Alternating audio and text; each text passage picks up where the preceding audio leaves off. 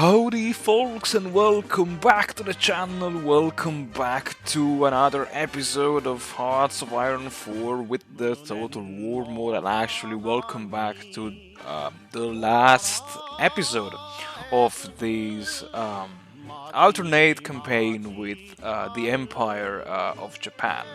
Now before going on, I just want to mention that I'm preparing a tutorial about the Total War mod, and in particular, I'm preparing a tutorial about templates because I think it's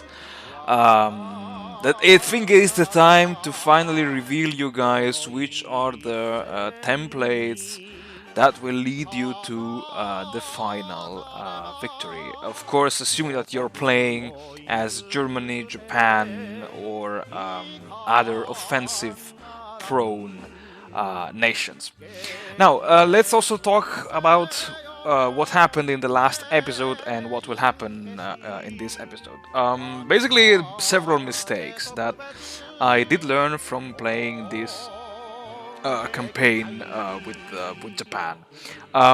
Now, in this last episode, I was busy fortifying my garrisons in the islands. I was busy training more garrison divisions, and I was busy just basically reinforcing my Pacific garrisons, as well as building up my fleet for the upcoming naval offensive towards the Hawaii and the Midway Islands.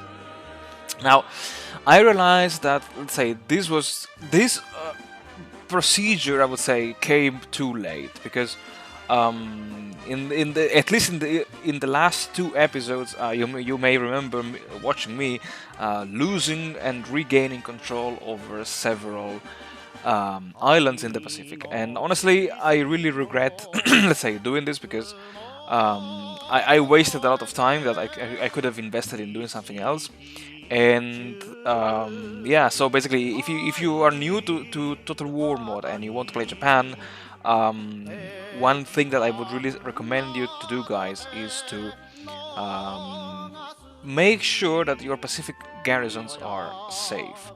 Honestly, I did not play around with the garrison template. I just left whatever template the mod gave me. So I think I will also play around with these defensive templates in the next future.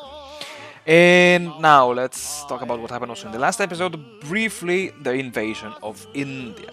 Now, as I mentioned, this was an alternate history campaign with Japan because officially, as you may know, Japan never declared war against the Soviet Union. But this was, let's say, my initial original strategy was to defeat the Soviet Union, to get the industry, get the resources, and maybe get a bit of manpower uh, with which to build up my fleet, with which to wage war against the Allies and against the United States of America.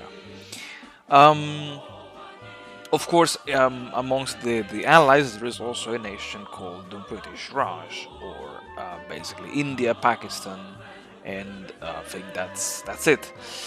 The invasion of India could have lasted much longer had not I taken control of Tibet, basically. Yeah, because by opening, let's say, the two Indian fronts, one from the east and one from the north, I would say I quite confidently, um, let's say, divided the enemy troops along these two fronts, and this made my advance into India relatively easy. Also because India starts, I mean, it's the British Raj, but I think you understand, starts with this incredibly super long frontier that, of course, against a human player, no human player will ever defend that incredibly long front line between Siam, the kingdom of Siam, and the British Raj. Of course, the AI is the AI. The AI always needs to have troops on the front line and on the borders, and therefore this huge amount of allied troops on the Siam Indo Indo-Siamese border allowed me to encircle, I think they were between 16 to 19 enemy um, divisions directly on the frontier.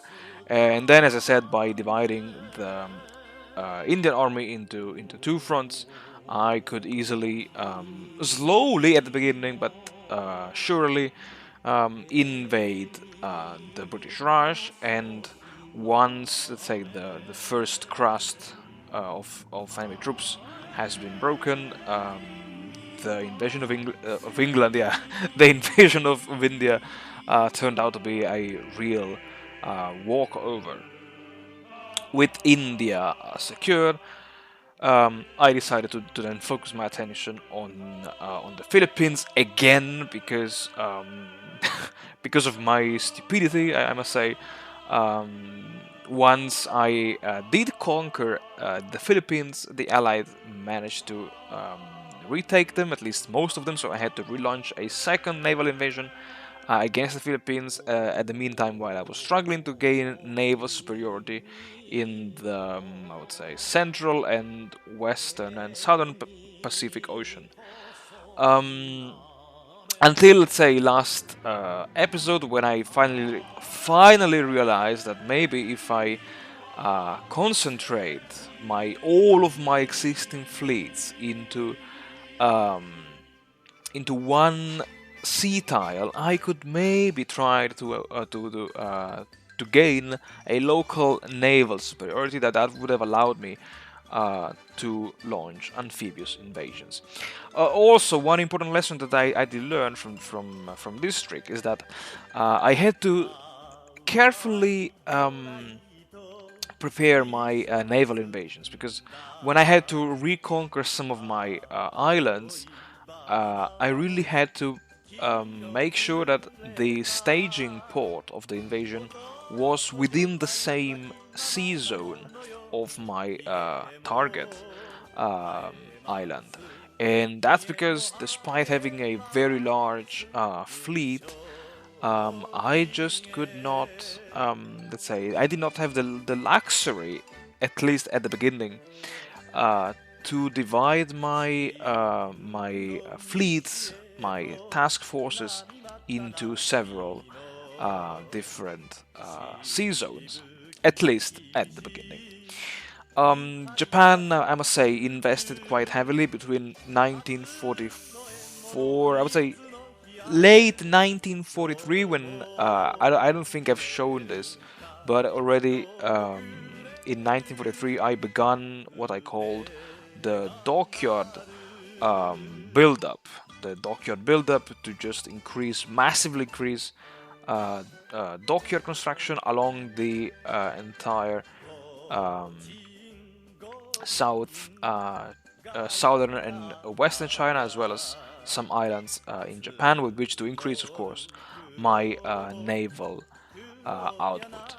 I did produce something that was really crazy, something like I think it was 6 or 7 super heavy battleships, yeah, 8 battleships, 6 carriers. I don't know how many light cruisers and other ships, which unfortunately they were all lost into a bunch of naval battles that I had to fight against the American fleet in the northern Micronesia and in the Bismarck Sea. If you go back to the video, you may see those terrific losses, I would say, from both sides.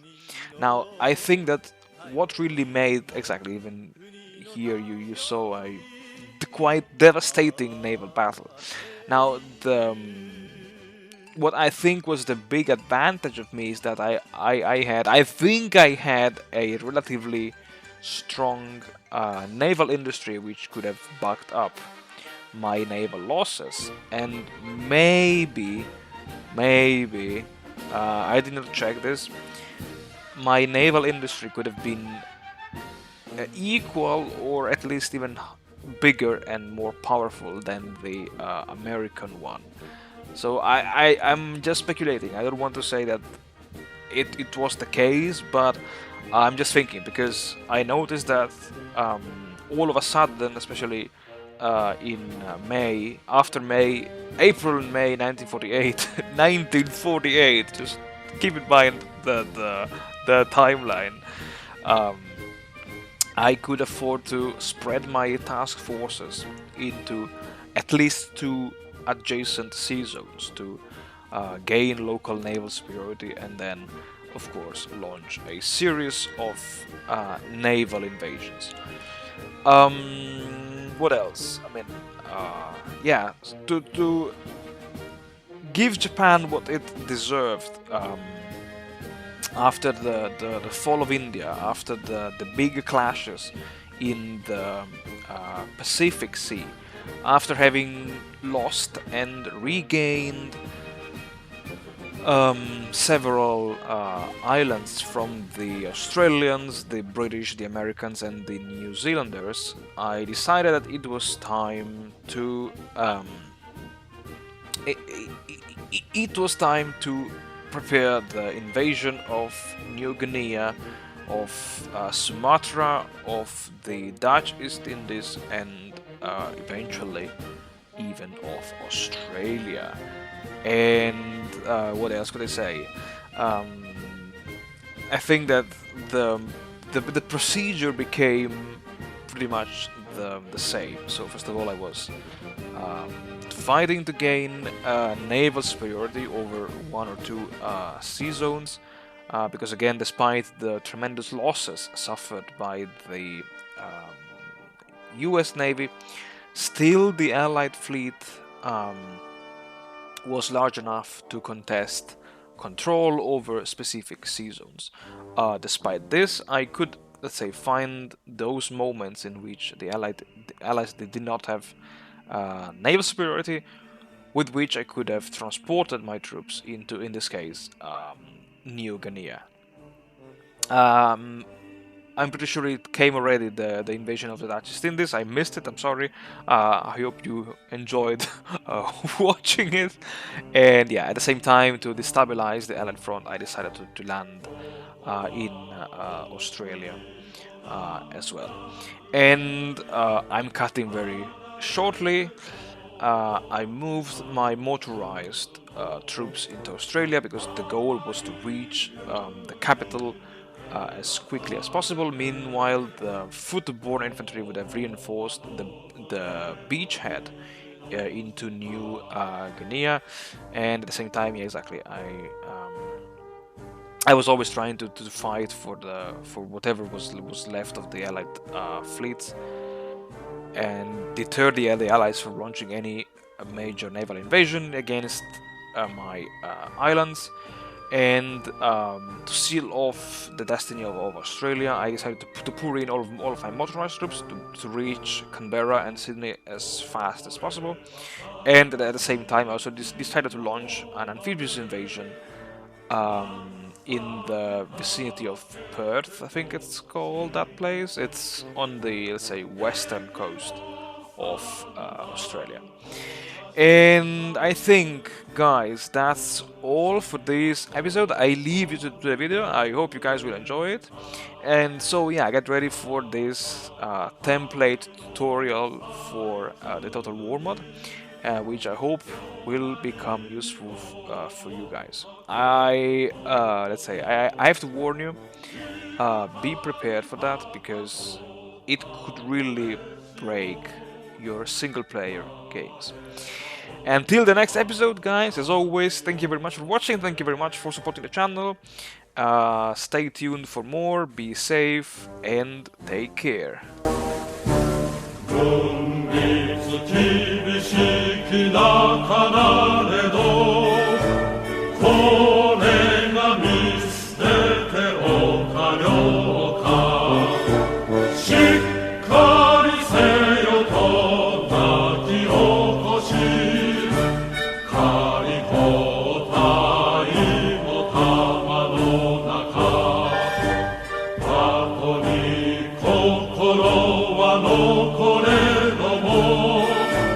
残しちゃなら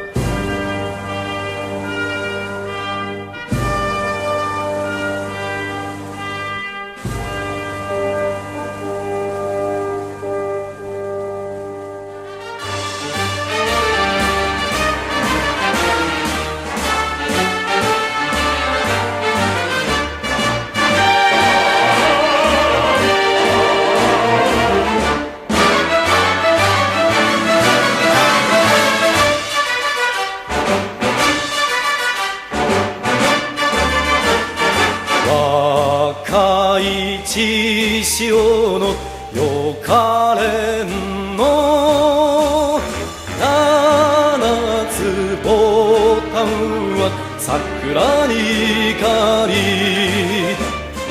今日も飛ぶ飛ぶ霞が浦にゃでかい希望の雲が湧く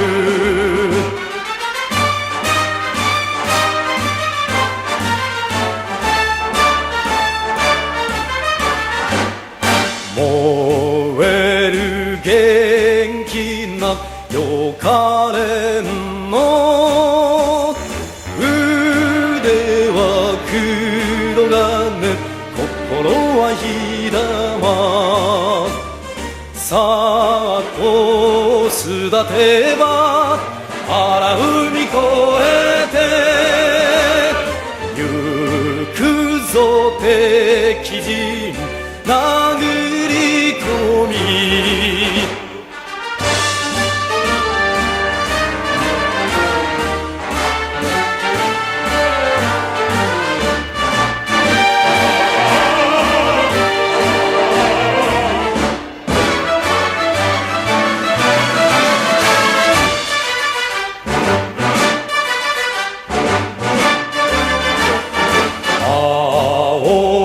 先輩よかれんの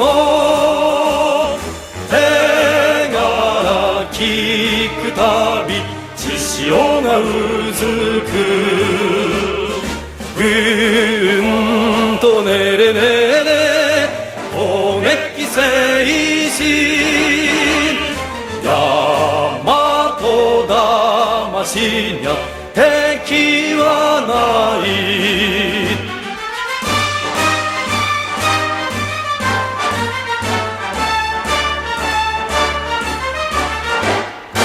命惜しまぬよかれんの息の翼は勝利の翼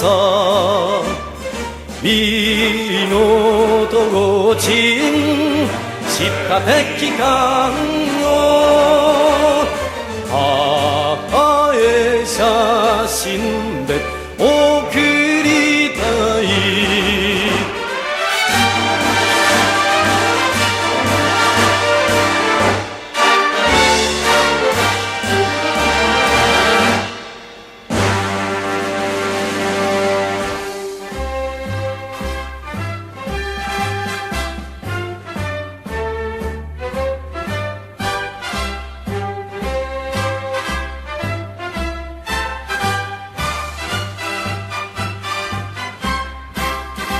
エンジンの音ゴーゴーとはやぶさは行く雲の果て欲に輝く日の丸と胸に描きし赤わしの印は我らが戦闘機寒風特殊我が川と観南真空打ち耐えて整備に当たる強者がしっかりやってきてくれと愛機に挑む親心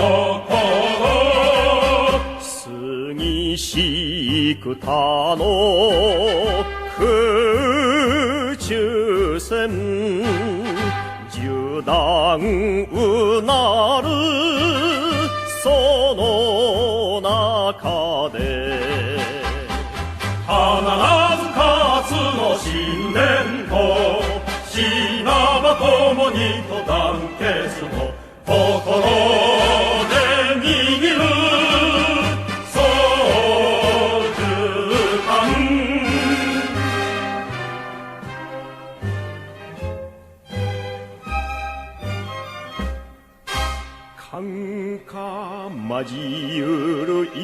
清楚七度重なる感情の功の影に涙あり相まはなき者の負の笑って散ったその心世界に誇る表しの翼伸ばせし